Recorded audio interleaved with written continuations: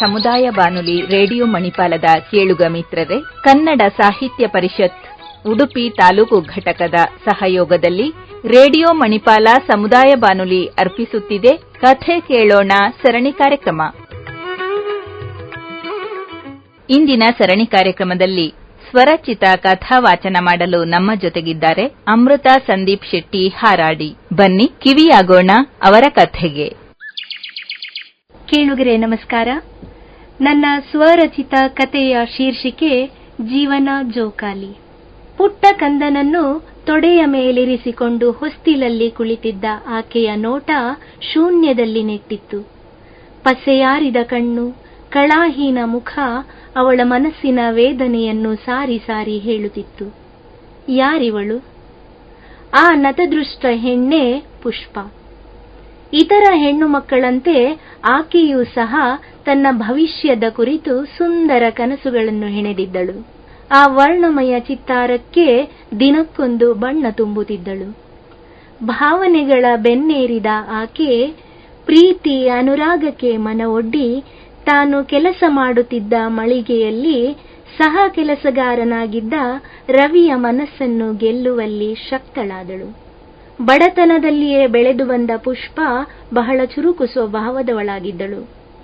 ಶಾಲೆಗೆ ಹೋಗುವ ಮನಸ್ಸಿದ್ದರೂ ಮನೆಯ ಆರ್ಥಿಕ ಪರಿಸ್ಥಿತಿ ಅವಳನ್ನು ಅನಕ್ಷರಸ್ಥೆಯನ್ನಾಗಿಸಿತು.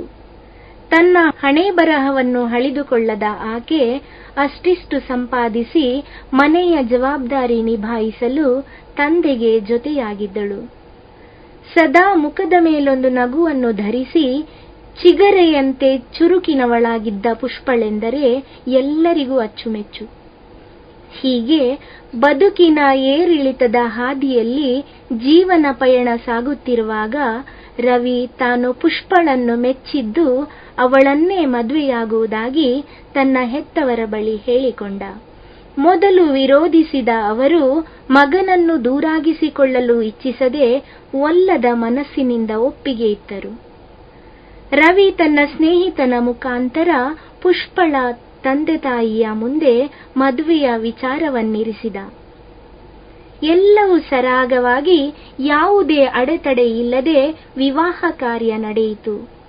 ದಾಂಪತ್ಯ ಜೀವನದ ಸವಿ ಕನಸುಗಳೊಂದಿಗೆ ಪುಷ್ಪ ಪತಿಯ ಮನೆಗೆ ಸೇರಿಕೊಂಡಳು. ಪ್ರಾರಂಭದಲ್ಲಿ ಅತ್ತೆ ಸ್ವಲ್ಪ ಸಿಡುಕಿದರೂ ಸಹ ಪುಷ್ಪಳ ಸೌಮ್ಯ ಸ್ವಭಾವ ಅವರನ್ನು ಮೆತ್ತಗಾಗಿಸಿತು. ಆ ದಿನಗಳು ಬಹಳ ಸುಂದರವಾಗಿ ಕಳೆದು ಹೋದವು. ಹೀಗೆ 2 ವರ್ಷಗಳು ಕಳೆಯಬೇಕಾದರೆ ಪುಷ್ಪ ಮುದ್ದಾದ ಹೆಣ್ಣು ಮಗುವಿಗೆ ಜನ್ಮ ನೀಡಿದಳು. ಮನೆಯವರ ಸಂತೋಷಕ್ಕೆ ಪಾರವೇ ಇರಲಿಲ್ಲ. ಪುಟಾಣಿ ಚೈತ್ರಾಳ ಅಳು ನಗುವಿನ ಕಲರವ ಆ ಮನೆಯನ್ನು ಆನಂದದ ಕಡಲಾಗಿಸಿತು. ಆ ದಿನ ಬೆಳಿಗ್ಗೆ ಅಂಗಡಿಗೆ ತೆರಳಲು ಸಮಯವಾದರೂ ಸಹ ಹಾಸಿಗೆಯಿಂದ ಎದ್ದೇಳದ ರವಿಯ ಬಳಿಗೆ ಬಂದು ಮೈ ಮುಟ್ಟಿ ನೋಡಿದಾಗ ಆತನ ದೇಹ ಜ್ವರದ ಕಾವಿನಿಂದ ಸುಡುತ್ತಿತ್ತು. ನಿತ್ರಾಣಗೊಂಡಿದ್ದ ಆತನ ಬಾಯಿಯಿಂದ ಸ್ವರವೇ ಹೊರಡುತ್ತಿರಲಿಲ್ಲ. ಆತನನ್ನು ಎಬ್ಬಿಸಿ ಬಿಸಿ ಬಿಸಿ ಗಂಜಿ ಕುಡಿಸಿ ಔಷಧಿ ನೀಡಿ ಮತ್ತೆ ಮಲಗಿಸಿದ ಪುಷ್ಪಳ ದುಗುಡ ಹೇಳತೀರದು. ಮಧ್ಯಾಹ್ನದ ಸಮಯ ಜ್ವರ ಸ್ವಲ್ಪ ಕಡಿಮೆಯಾಗಿ ರವಿ ಎದ್ದು ಕುಳಿತುಕೊಳ್ಳುವಂತಾದ.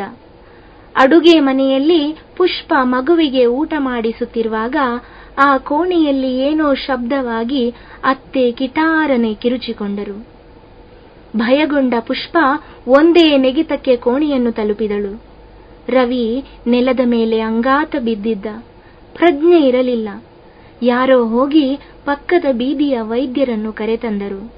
ಅಷ್ಟರಲ್ಲಾಗಲೇ ರವಿ ಇಹದ ಯಾತ್ರೆ ಮುಗಿಸಿದ್ದ. ಪುಷ್ಪಳಿಗೆ ಆಕಾಶವೇ ತಲೆಯ ಮೇಲೆ ಬಿದ್ದ ಅನುಭವ. ರೆಕ್ಕೆ ಕಿತ್ತ ಹಕ್ಕಿಯಂತೆ ನರಳಾಡಿ ತೊಳಲಾಡಿ ತನ್ನ ದುರಾದೃಷ್ಟವನ್ನು ಹಳಿದುಕೊಂಡಳು. ಪತಿಯ ಕಾರ್ಯಗಳೆಲ್ಲ ಮುಗಿದು ಅತ್ತೆ ಮಾವನಿಂದ ಚೀಮಾರಿ ಹಾಕಿಸಿಕೊಂಡ ಆಕೆ ರವಿಯ ಪ್ರತಿರೂಪದಂತಿದ್ದ ಚೈತ್ರಾಳನ್ನು ಎದೆಗವಚಿಕೊಂಡು ತವರು ಮನೆ ಸೇರಿದಳು. ಒಲವಿನ ಧಾರೆಯನ್ನೇ ಸುರಿಸುತ್ತಿದ್ದ ಪತಿಯ ನೆನಪು ಇನ್ನಿಲ್ಲದಂತೆ ಅವಳನ್ನು ಕಾಡುತ್ತಿತ್ತು. ತಮ್ಮವರಿಂದಲೇ ಅವಹೇಳನದ ಮಾತುಗಳು, ಹೆಜ್ಜೆ ಹೆಜ್ಜೆಗೂ ಇರಿಯುವ ಕಣ್ಣ ನೋಟ ಆಕೆಯನ್ನು ಜರ್ಜರಿತಳನ್ನಾಗಿಸುತ್ತಿತ್ತು.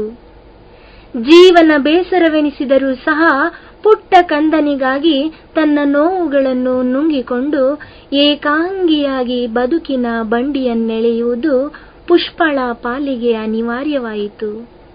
ಪತಿಯ ಪ್ರೇಮ ಕಾವ್ಯ ಜೀವ ಜ್ಯೋತಿಗೆ ಎರೆವ ಎಣ್ಣೆಯಾಯಿತು. ನನ್ನ ಇನ್ನೊಂದು ಕಥೆಯ ಶೀರ್ಷಿಕೆ ಭರವಸೆ. ತುಸು ಮುಂಗೋಪಿಯಾದರೂ ಆಕೆ ಮನಸಾರೆ ಬಹಳ ಒಳ್ಳೆಯವಳು. ಈ 10 ವರ್ಷಗಳ ನಮ್ಮ ಗೆಳೆತನದಲ್ಲಿ ನಾನವಳನ್ನು ಚೆನ್ನಾಗಿ ಅರ್ಥ ಮಾಡಿಕೊಂಡಿದ್ದೆ. ಎಲ್ಲರನ್ನೂ ಪ್ರೀತಿ ವಿಶ್ವಾಸದಿಂದ ಕಾಣುವ ಆಕೆ ಖಾಸಗಿ ವಿಷಯ ಬಂದಾಗ ಮಾತ್ರ ತುಸು ಹೆಚ್ಚೆ ಒರಟಾಗಿ ಕಾಣುತ್ತಿದ್ದಳು. ಅಲ್ಲ ಮಾರಾಯ್ತಿ, ಎಲ್ಲರೊಂದಿಗೆ ಅಷ್ಟೊಂದು ಖುಷಿಯಾಗಿ ಮಾತನಾಡುವ ನೀನು ಅಪ್ಪ ಮತ್ತು ಗಂಡನ ವಿಷಯವಾಗಿ ಯಾಕೆ ಉರಿದು ಬೀಳುತ್ತೀ ಎಂದಿದ್ದೆ ನಾನು. ಅದಕ್ಕವಳು, ನಿನಗೆ ಗೊತ್ತಿಲ್ಲ, ನೀನು ಎಲ್ಲರನ್ನೂ ಒಳ್ಳೆಯವರೆಂದು ಒಂದೇ ರೀತಿಯಲ್ಲಿ ನೋಡುತ್ತಿ, ಆದರೆ ನನಗೆ ಬೆನ್ನಿಗೆ ಚೂರಿ ಇರಿಯುವ ಸಂಬಂಧಗಳೆಂದರೆ ಮೈಯೆಲ್ಲ ಉರಿಯುತ್ತದೆ ಎಂದಿದ್ದಳು. ಅನುಕೂಲಸ್ಥ ಕುಟುಂಬದಿಂದ ಬಂದಿದ್ದ ಆಕೆ ನಿಜವಾಗಿಯೂ ಸ್ನೇಹಜೀವಿ. ಅವಳಿರುವ ಕಡೆ ನಗು ಸಂತೋಷಕ್ಕೆ ಯಾವುದೇ ಕೊರತೆ ಇರಲಿಲ್ಲ. ಅವಳ ಆತ್ಮೀಯ ಸ್ವಭಾವ ನನಗಂತೂ ಅಚ್ಚುಮೆಚ್ಚು. ಅವಳೆಲ್ಲಾದರೂ ಕೋಪಗೊಂಡಿದ್ದಾಳೆ ಎಂದು ತಿಳಿದರೆ ನಾನವಳ ಹಿಂದೆ ಮುಂದೆ ತಿರುಗುತ್ತಿದ್ದೆ. ಅವಳೆಷ್ಟೇ ಸಿಡುಕಿದರೂ ಸಹ ನಾನು ಸಮಾಧಾನದಿಂದಲೇ ಇರುತ್ತಿದ್ದೆ. ಅದನ್ನು ನೋಡಿ ಕೆಲವೊಮ್ಮೆ ನನ್ನನ್ನು ಬಾಚಿ ತಬ್ಬಿಕೊಂಡು, ಅಲ್ಲ ಕಣೆ, ನೀನು ಹಿಂದಿನ ಜನ್ಮದಲ್ಲಿ ನನ್ನ ತಾಯಿಯಾಗಿದ್ದೀಯೇನು, ನಿಜವಾಗಿಯೂ ನೀನು ಭೂಮಿ ತೂಕದವಳು ಎನ್ನುತ್ತಾ ಕಣ್ಣು ತುಂಬಿಕೊಳ್ಳುತ್ತಿದ್ದಳು. ನಮ್ಮಿಬ್ಬರ ಗೆಳೆತನವನ್ನು ನೋಡಿ ಇತರರು ಹೊಟ್ಟೆ ಕಿಚ್ಚು ಪಡಬೇಕು, ಅಂತಹ ಬಾಂಧವ್ಯ ನಮ್ಮದು. ಆದರೂ ಕೆಲವೊಂದು ವಿಚಾರಗಳನ್ನು ತನ್ನಲ್ಲಿರಿಸಿಕೊಂಡು ಆಕೆ ವೇದನೆ ಪಡುತ್ತಿರುವುದು ನನಗೆ ತಿಳಿದಿತ್ತು. ಅದು ಈಗೀಗ ತುಸು ಹೆಚ್ಚೇ ಎನಿಸುತ್ತಿತ್ತು. ಏನಾದರಾಗಲಿ ಸಮಯ ಸಂದರ್ಭ ನೋಡಿ ಆಕೆಯ ಮನಸ್ಸಿನ ಮಾತುಗಳನ್ನು ಕೇಳಿ ಅವಳನ್ನು ಸಂತೈಸಬೇಕು, ಮಾನಸಿಕವಾಗಿ ಅವಳನ್ನು ಗಟ್ಟಿಗೊಳಿಸಬೇಕು ಎಂದು ದೃಢವಾಗಿ ನಿರ್ಧರಿಸಿದೆ. ಬೇಸಿಗೆಯ ರಜೆ ಬಂತು. ಕೆಲಸದ ಒತ್ತಡದಲ್ಲಿ ತಲೆ ಕೆಟ್ಟು ಹೋಗಿದೆ ಕಣೆ. ನಾವಿಬ್ಬರು ಎಲ್ಲಾದ್ರೂ ಒಂದಿಡೀ ದಿನವನ್ನು ಕಳೆಯಬೇಕು ಮಾರಾಯ್ತಿ. ನಿನ್ನ ಜೊತೆ ಮನಸಾರೆ ಮಾತನಾಡಬೇಕು ನಾನು ಎಂದಿದ್ದೆ. ಅದಕ್ಕವಳು, ನನಗೂ ಹಾಗೇ ಅನಿಸುತ್ತಿದೆ, ಜೀವನ ಬೇಸರವೆನಿಸುತ್ತಿದೆ ಎಂದಳು. ಅಂದಿನ ಗಟ್ಟಿ ನಿರ್ಧಾರ ಗೆಳತಿಯರಿಬ್ಬರನ್ನು ಚಿಕ್ಕಮಗಳೂರಿನ ಕವಿಶೈಲದೆಡೆಗೆ ಕೊಂಡೊಯ್ಯಿತು.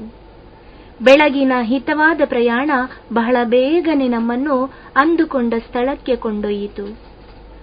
ಅಲ್ಲಿನ ಹೋಟೆಲೊಂದರಲ್ಲಿ ಬೆಳಗಿನ ಉಪಹಾರ ಮುಗಿಸಿ ಕವಿಶೈಲಕ್ಕೆ ತೆರಳಿದೆವು. ಅಲ್ಲಿಯ ಪ್ರಕೃತಿ ಸೌಂದರ್ಯವನ್ನು ಕಂಡು ಮನಸ್ಸು ಉಲ್ಲಸಿತಗೊಂಡಿತು.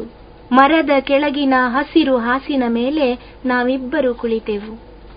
ನಿಧಾನಕ್ಕೆ ಮಾತಿಗಾರಂಭಿಸಿದ ನಾನು, ನೋಡು ಶಿಲ್ಪ, ಇಲ್ಲಿ ನಾವಿಬ್ಬರೇ ಇರುವುದು. ನನಗಿಲ್ಲಿ ಅಮ್ಮನ ಮಡಿಲಲ್ಲಿ ಸಿಕ್ಕಷ್ಟು ಶಾಂತಿ ಸಿಗುತ್ತಿದೆ. ನಿನ್ನೊಂದಿಗೆ ನಾನೇನೋ ಕೇಳಬೇಕು, ಮುಚ್ಚುಮರೆ ಇಲ್ಲದೆ ಹೇಳುತ್ತೀಯಾ ಎಂದೆ. ಆಗವಳು, ಆಯ್ತಮ್ಮ ತಾಯಿ, ನಿನ್ನಲ್ಲಿ ನನಗೇನು ಮುಚ್ಚುಮರೆ ಹೇಳು ಎಂದಳು. ನಾನಾಗ, ನೋಡು, ಎಲ್ಲರೊಂದಿಗೆ ಅಷ್ಟೊಂದು ಪ್ರೀತಿ ಕರುಣೆಯಿಂದ ಇರುವ ನೀನು ಅಪ್ಪ ಗಂಡನ ವಿಷಯ ಬಂದಾಗ ಯಾಕೆ ಸಿಟ್ಟುಗೊಳ್ಳುತ್ತಿ? ಇದು ನನ್ನನ್ನು ಹಲವು ದಿನಗಳಿಂದ ಕಾಡುತ್ತಿದೆ ಎಂದೆ.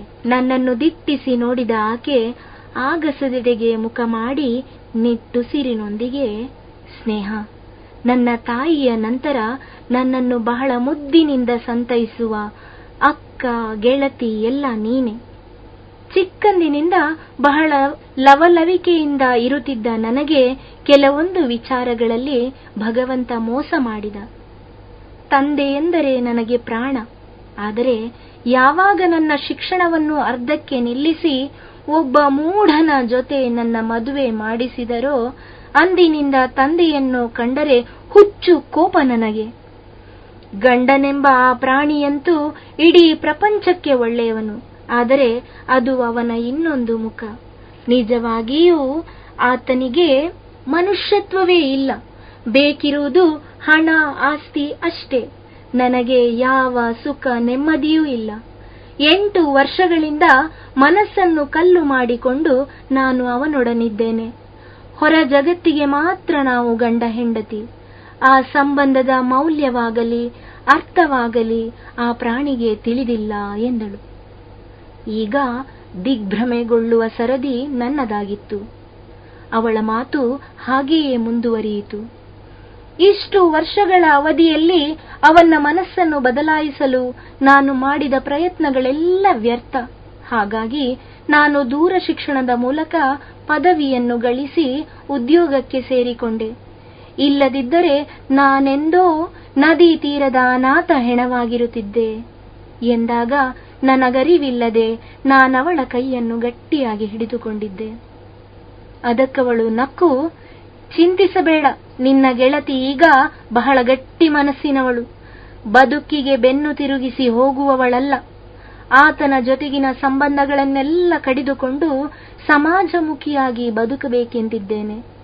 ಈ ಪ್ರಪಂಚ ನಾವಂದುಕೊಂಡಷ್ಟು ಚೆನ್ನಾಗಿಲ್ಲ. ಎಲ್ಲರೂ ಇತರರ ಸಮಾಧಿಯ ಮೇಲೆ ಸಾಮ್ರಾಜ್ಯ ಕಟ್ಟಲು ಕಾಯುವವರು ಎಂದಳು. ತನ್ನ ಕೈಯಲ್ಲಿನ ಚೀಲದಿಂದ ಪೇಪರೊಂದನ್ನು ತೆಗೆದು ಸಹಿ ಹಾಕಿ ನನ್ನೆಡೆಗೆ ತಿರುಗಿಸಿದಳು. Divorce paper. ಕುಳಿತಲ್ಲಿಯೇ ಹಾವು ಹಾರಿದೆ. ನನ್ನ ಸ್ಥಿತಿಯನ್ನು ನೋಡಿದ ಆಕೆ ಪೇಲವವಾಗಿ ನಕ್ಕು ಬಿಟ್ಟಳು. ಹುಚ್ಚಿಯಂತೆ ಆಡಬೇಡ. ಜೀವನದಲ್ಲಿ ಎಲ್ಲವೂ ನಾವಂದುಕೊಂಡಂತೆ ನಡೆಯದಿದ್ದರೂ ಸಹ ಸಮಯ ಒಂದೇ ರೀತಿಯಾಗಿರುವುದಿಲ್ಲ ಎಂದು ತುಸು ಗಡುಸಾಗಿಯೇ ಹೇಳಿದೆ. ಅಪ್ಪನನ್ನು ಪ್ರೀತಿ ಗೌರವದಿಂದ ನೋಡು. ಅವರ ಕಣ್ಣೀರು ನಿನಗೆ ಶ್ರೇಯಸ್ಸಲ್ಲ. ಅವರ ಹರಕೆ ಹಾರೈಕೆ ನಿನಗೆ ವರವಿದ್ದಂತೆ ತಿಳಿದುಕೋ. ಸಮಯ ಕಳೆದಂತೆ ನಿನ್ನ ಗಂಡನಿಗೆ ನಿನ್ನ ಪ್ರಾಮುಖ್ಯತೆ ತಿಳಿಯಬಹುದು. ನೀನೆಂದು ದುಡುಕಬಾರದು. ಜೀವನದಲ್ಲಿ ಕಳೆದುಕೊಳ್ಳುವುದು ಸುಲಭ, ಅದೇ ಪಡೆದುಕೊಳ್ಳುವುದು ಬಹಳ ಕಷ್ಟ. ಅವಸರದ ನಿರ್ಧಾರ ಎಂದಿಗೂ ಒಳಿತಲ್ಲ. ನನ್ನ ಪ್ರಕಾರ ನಿನಗೆಂದೂ ಕೆಡುಕಾಗದು ಕಣೆ. ಗಂಡನನ್ನು ಒಲವಿನಿಂದ ಓಲೈಸಿಕೋ. ಪ್ರೀತಿಗೆ ಬಗ್ಗದ್ದು ಈ ಪ್ರಪಂಚದಲ್ಲಿ ಯಾವುದೂ ಇಲ್ಲ. ಹೆಣ್ಣಾದವಳು ಇಂತಹ ಸೂಕ್ಷ್ಮ ವಿಚಾರಗಳನ್ನು ಬಹಳ ನಾಜೂಕಾಗಿ ನೋಡಬೇಕು.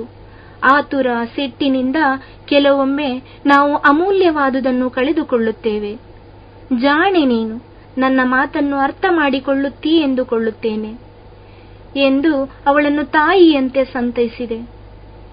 ಅರೆ ಕ್ಷಣ ನನ್ನನ್ನು ದಿಟ್ಟಿಸಿದ ಆಕೆ ಎದ್ದು ನಿಂತಳು. ಕೈಯಲ್ಲಿನ ಡಿವೋರ್ಸ್ ನೋಟಿಸ್ ಅನ್ನು ಹರಿದು ದೂರಕ್ಕೆಸೆದಳು. ನನ್ನ ಪ್ರೀತಿಯನ್ನು ಪ್ರೀತಿಯಿಂದ ಗೆಲ್ಲುತ್ತೇನೆ ಕಣೆ. ನಿನ್ನ ಮಾತು ಎಂದು ಸುಳ್ಳಾಗದಂತೆ ನೋಡಿಕೊಳ್ಳುತ್ತೇನೆ ಎಂದು ಮಗು ತಾಯಿಯನ್ನು ಅಪ್ಪಿಕೊಳ್ಳುವಂತೆ ನನ್ನನ್ನು ಬಿಗಿದಪ್ಪಿದಳು.